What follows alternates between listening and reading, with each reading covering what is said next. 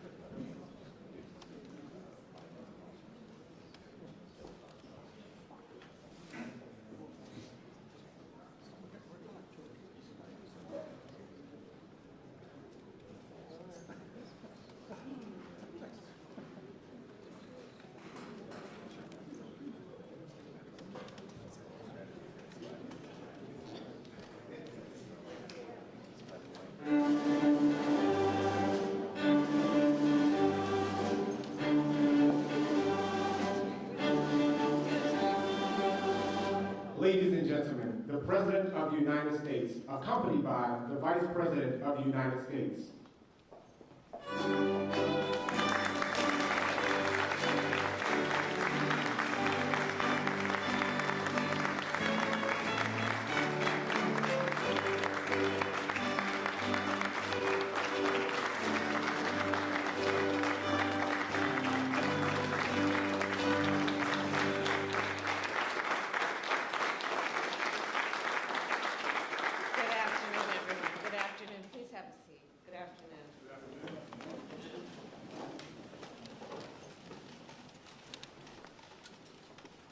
President Joe Biden, members of our cabinet, members of Congress, community leaders, law enforcement officials.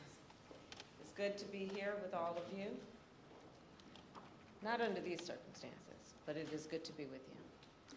And I know, of course, that today, following yesterday, that all of our hearts, of course, are with the people of Uvalde, Texas, with the parents, with the children, with all the folks who said goodbye yesterday morning to someone they loved, not knowing that that goodbye would be their last.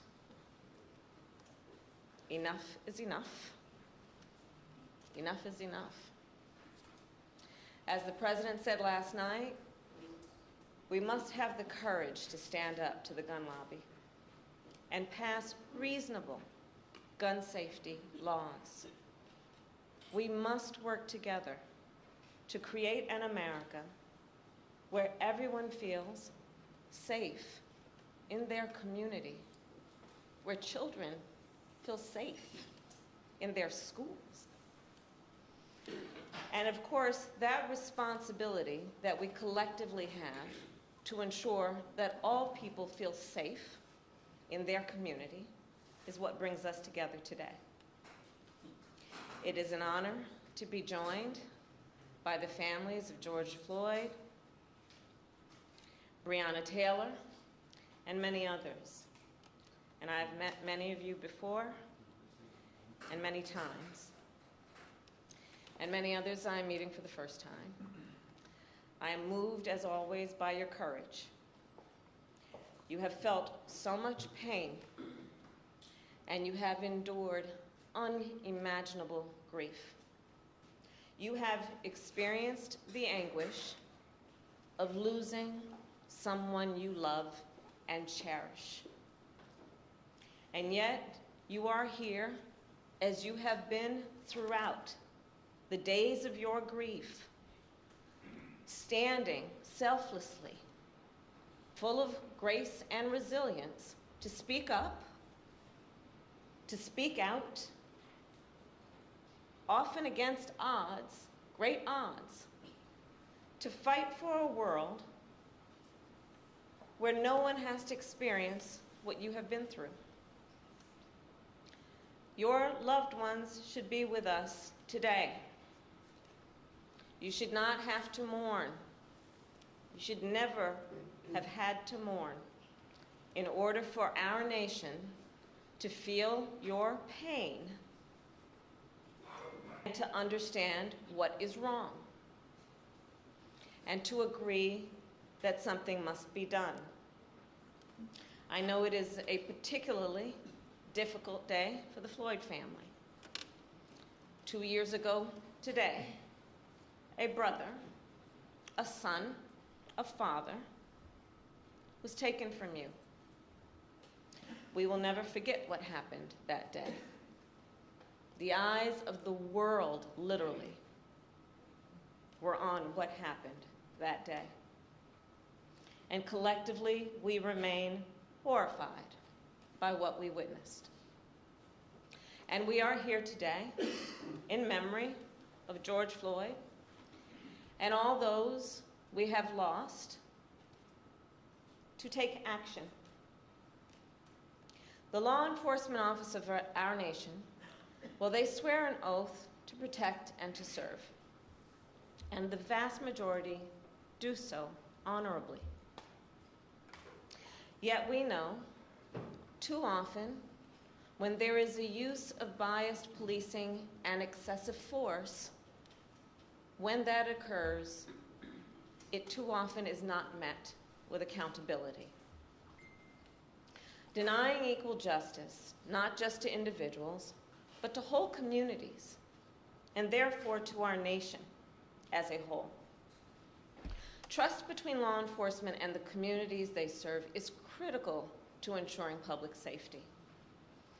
And as many of you know, this is an issue I have worked on personally since my first days as an elected district attorney and as California's Attorney General.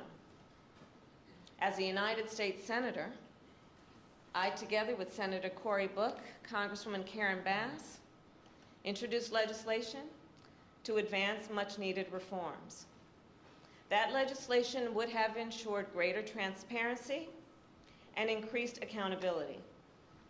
We later named it the George Floyd Justice and Policing Act.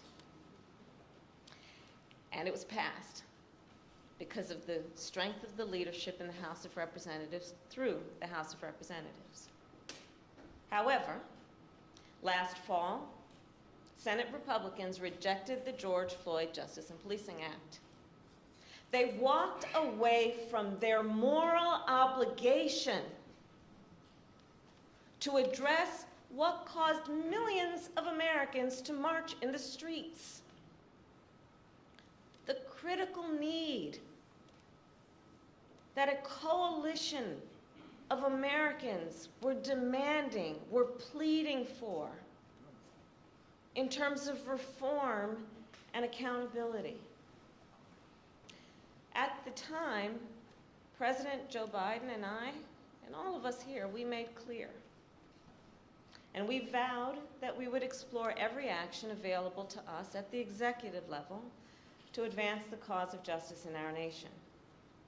In a moment, our president will sign an executive order that takes dozens of important actions to advance effective, accountable policing, to strengthen trust between law enforcement and the communities they serve, and to help us fight crime and promote public safety. This order will help protect our communities, and it will help keep members of law enforcement safe on the job. These actions are a result of input and collaboration from a broad set of partners, many of whom are here today, civil rights leaders, members of Congress, in particular members of the Congressional Black Caucus, and I see Madam Chair here with us today, leading law enforcement groups, and of course the families of the victims. We know this executive order will not take away your pain, and the pain of all those families who may not be in this room right now. We also know this executive order is no substitute for legislation, nor does it accomplish everything we know must be done. But it is a necessary and long overdue critical step forward. And once again, the President and I call on the United States Senate to pass the George Floyd Justice and Policing Act. And once again, we vow that we will do everything in our power to protect public safety, to support law enforcement, and to address this issue of racial injustice wherever it exists.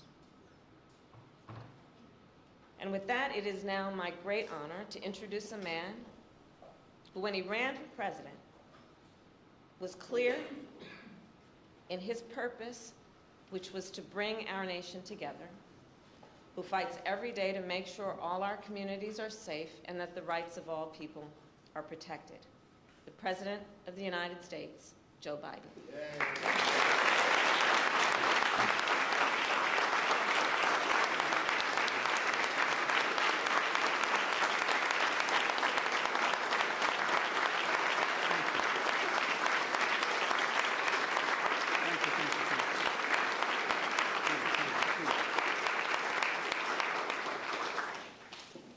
Thank you all.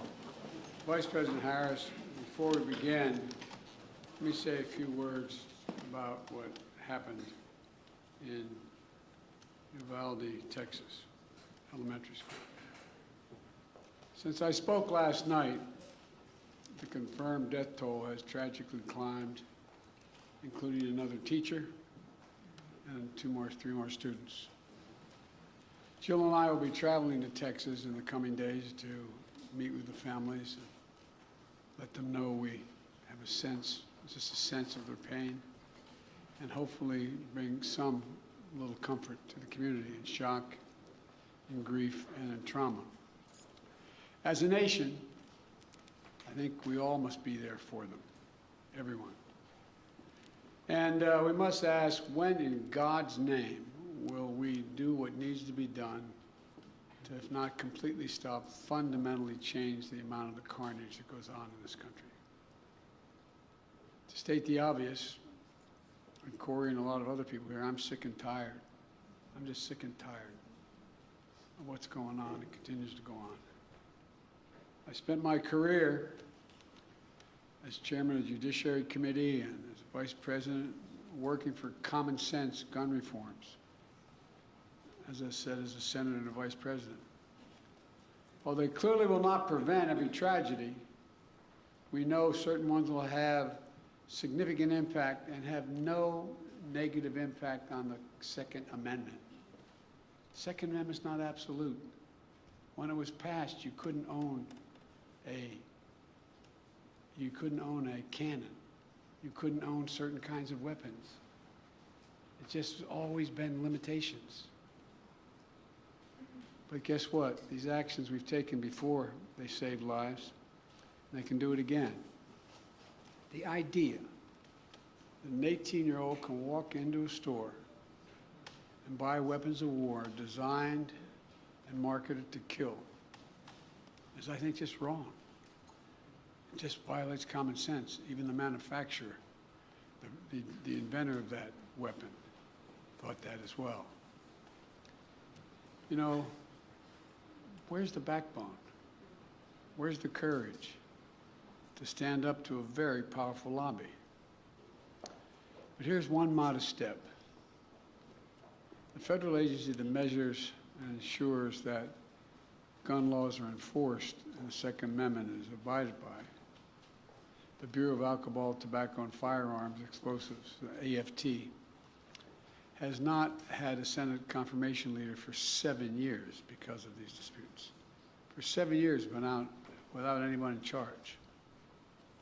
I nominated a supremely qualified former prosecutor who has broad bipartisan support from law enforcement and the community overall. His hearing was held earlier today, I should say. The Senate should confirm and without delay, without excuse, send the nomination to my desk. It's time for action. We're here today for the same purpose, to come together and say enough, to act. We must.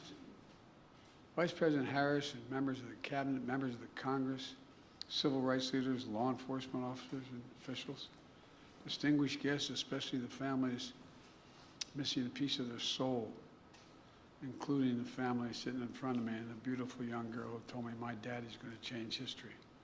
And he will, honey. He will.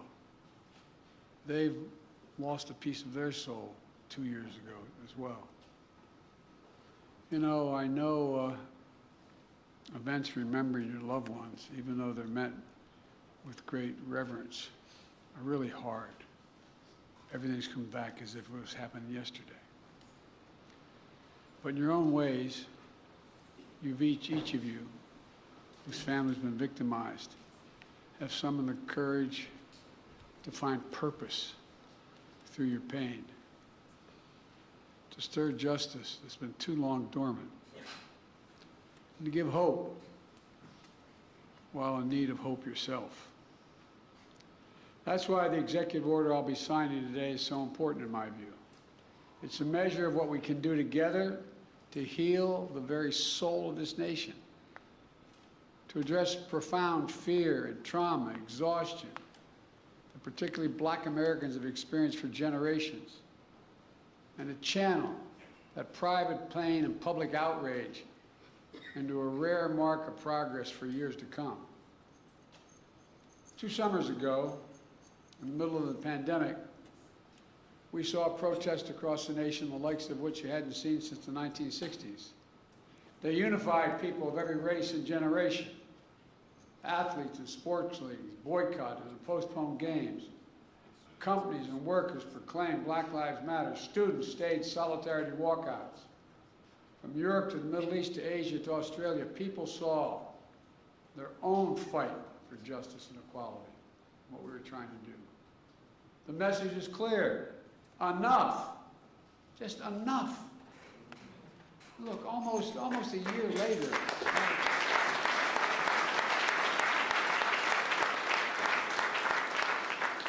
Almost a year later, a jury in Minnesota stepped up and they found a police officer guilty of murdering George Floyd. with officers and even a police chief taking the stand to testify against misconduct of their colleagues. I don't know any good cop who likes a bad cop. But for many people, including many families here, such accountability is all too rare. That's why I promised as president I would do everything in my power to enact meaningful police reform that is real and lasting. That's why I called on Congress to pass the George Floyd Justice and Policing Act. The Senate's in my desk. So I'm asked why I haven't done this executive order earlier. If I'd done it, I was worried it would undercut the effort to get the law passed. This is a call to action based on a basic truth. Public trust, as any cop will tell you, is the foundation of public safety. If they're not trusted, the population doesn't contribute, doesn't cooperate. Two sides of the same coin, inextricably linked. And the principles of fairness and equal justice are at the core of each of them. For the wheels of justice are propelled by the confidence that people have in their system of justice. Without that confidence, crimes will go unreported. Witness fear to come forward. Cases go unsolved. Victims suffer in isolation while perpetrators remain free. And ironically, police are put in greater danger. Justice goes undelivered. Without public trust, law enforcement can't do its job of serving and protecting all of our communities. But as we've seen all too often, public trust is frayed and broken, and that undermines public safety. For the families here today and across the country who've had to ask why this nation, why so many black Americans wake up knowing they could lose their life in the course of just living their life today. Simply jogging, shopping, sleeping at home. Whether they made headlines or not, lost souls gone too soon. Members of Congress, including many here today like Senator Cory Booker and Congressman Karen Bass, alongside members of the Congressional Black Caucus, House and Senate Judiciary Committees, spent countless hours on the George Floyd Justice and Policing Act to find a better answer to that question. I sincerely thank you all for your tireless efforts, but they're not over.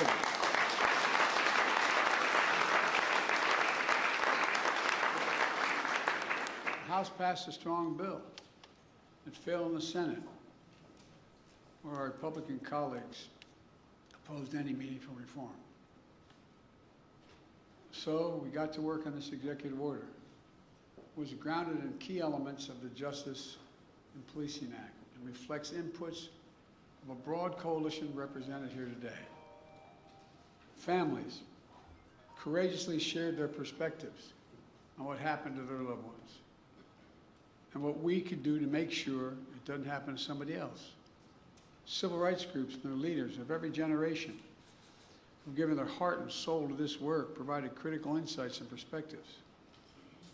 The executive order also benefits from the valuable inputs of law enforcement who put their lives on line every single day to serve. Now let me say, there are those who seek to drive a wedge between law enforcement and people they serve. Those who peddle the fiction of public trust and public safety are in opposition to one another. We know that's not true, but it occurs. I believe the vast majority of Americans want the same thing: trust, safety, and accountability. The vast majority of law enforcement risk their lives every day to do the right thing. Their families wait for that phone call every time they put on that shield. Just yesterday in Uvalde, brave local officers, the Border Patrol agents, intervened to save as many children as they could. Here today, I want to especially thank the International Association of Chiefs of Police, Fraternal Order of Police, as well as the National Organization of Black Law Enforcement Executives, the Federal Law Enforcement Association,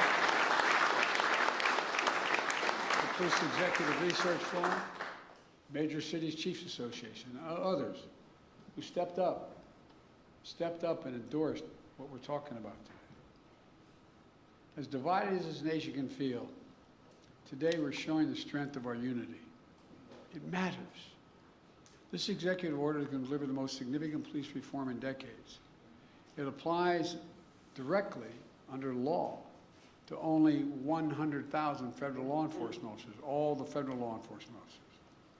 And though federal incentives and best practices that are attached to it, we expect the order to have significant impact on state and local law enforcement agencies as well. Here are the key parts. First, the executive order promotes accountability. It creates a new national law enforcement accountability database to track records of misconduct so that an officer can't hide the misconduct. It strengthens the pattern and practice investigation to address systematic misconduct in some departments. It mandates all federal agents wear and activate body cameras while on patrol. Second, the executive order raises standards, bans chokeholds, restricts no-knock warrants, tightens use of force policies to emphasize de-escalation and duty to interview and to stop another officer from using executive force, just as occurred. It didn't occur, but people testified it didn't occur in George Floyd's case. And third, the executive order modernizes policing. It calls for a fresh approach to recruit, train, promote, and retrain law enforcement that's tied to advancing public safety and public trust. Right now, we don't systematically collect data, for instance, on instances of police use of force.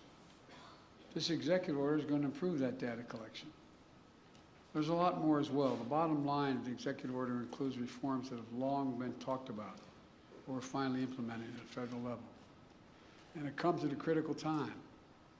By building trust, we can strengthen public safety, and we can more effectively fight crime in our communities. And we can do one more thing. We can show what's possible when we work together. Look, I know progress can be slow and frustrating. And there's a concern that the reckoning on race inspired 2 years ago is beginning to fade.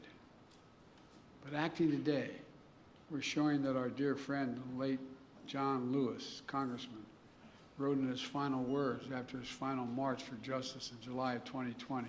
He said, "Democracy is not a state, it is an act. Democracy is not a state, it's an act, an affirmative act." Today we're acting. We're showing that speaking out matters, being engaged matters, and that the work of our time, healing the soul of this nation, is ongoing and unfinished and requires all of us never to give up, always to keep the faith. I close with this. Over 2 years now, for over 2 years, we've gotten to know one another and pray with one another, not figuratively, literally. I promise the Floyd family, among others, George's name is not just going to be a hashtag. Your daddy's name is going to be known for a long time. That as a nation, we're going to ensure his legacy and the legacy of so many others remembered today. It's not about their death, but what we do in their memory that matters. The purpose. In just a few moments, I'm going to deliver on that promise when I sign the executive order. And Kamala and I will continue, along with our friends in Congress, to get meaningful police reform legislation to my desk as best we can, as quickly as we can, beyond what we're doing here, affecting states as well, directly. On this day, we're showing the America we know we're a great nation, because the vast majority of us are good people. And there's nothing beyond our capacity, nothing, when we act together as the United States of America. This is a start, a new start. May God bless you all. May God protect our forces. Now I'm going to go sign that executive order. Thank you.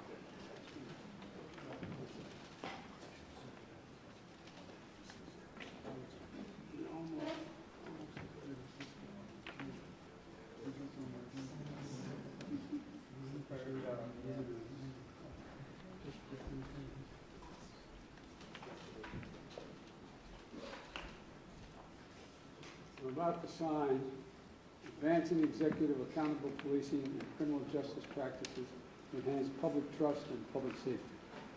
And since I only have one pen, you're all going to get a copy of this. I don't have to do one stroke at a time with each pen.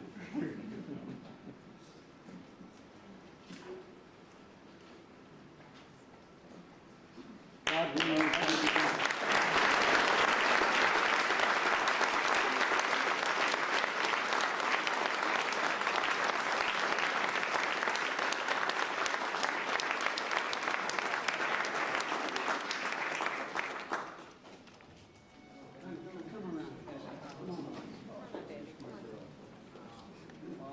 Change the world. you're getting so big.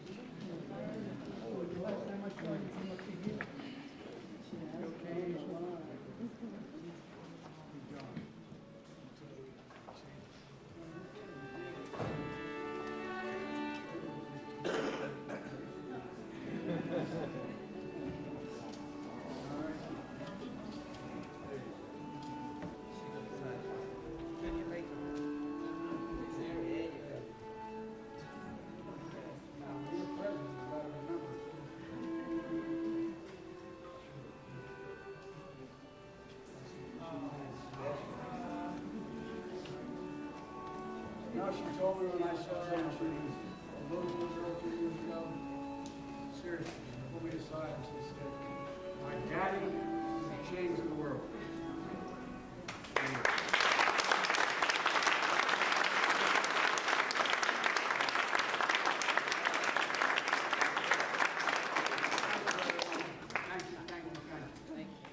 You don't make fun of the family.